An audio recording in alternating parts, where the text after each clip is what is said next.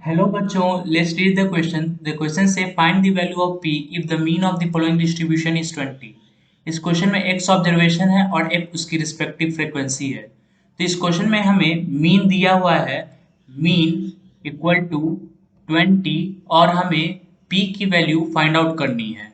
इस क्वेश्चन में की कॉन्सेप्ट होगा, की कॉन्सेप्ट मीन का फॉर्मूला जो होता है mean equal to summation i equal to 1 से n x i f i upon summation i equal to 1 से n एफ आई। तो चलिए हम p की वैल्यू फाइंड आउट करते हैं।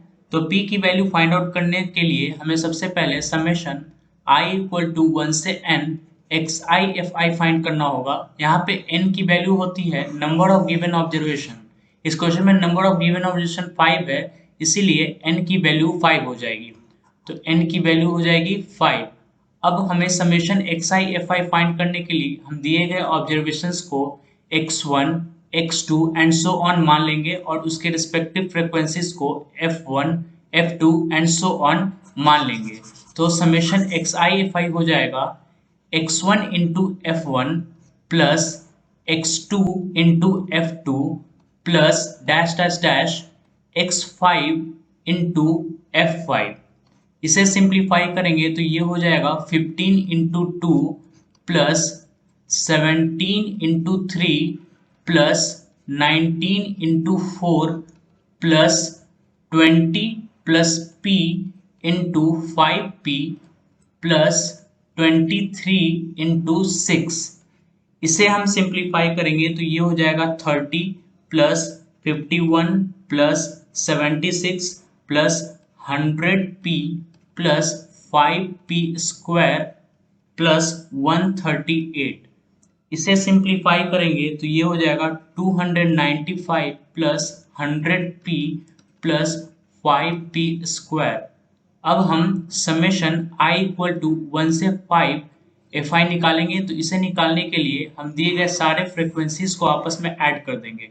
तो चलिए ऐड करते हैं। तो ये हो जाएगा 2 plus 3 plus 4 plus 5p plus 6।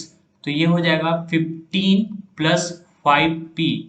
अब हमने जो निकाला है उसे हम मीन के फॉर्मूला में पुट करेंगे। तो ये हो जाएगा mean equal to summation i equal to 1 से 5 x i f i upon summation i equal to 1 से 5 एफ आई, और हमें मीन दिया हुआ है 20। तो ये हो जाएगा 20 equal to 295 plus 100p plus 5p square upon 15 plus 5p। अब इसे सिंप्लीफाई करने के लिए हम डिनोमिनेटर को LHS से मल्टीप्लाई करेंगे। तो ये हो जाएगा 20 into 15 plus 5p equal to 295 plus 100p plus 5p square.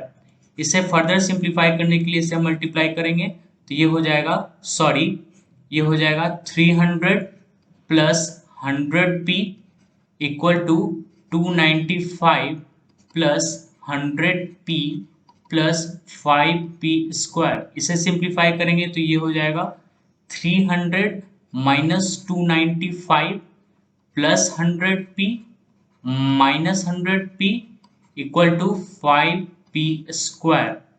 इसे सिंपली यहाँ पे प्लस 100p और माइनस 100p कैंसिल आउट हो जाएगा और यहाँ बचेगा 5 इक्वल टू 5p स्क्वायर।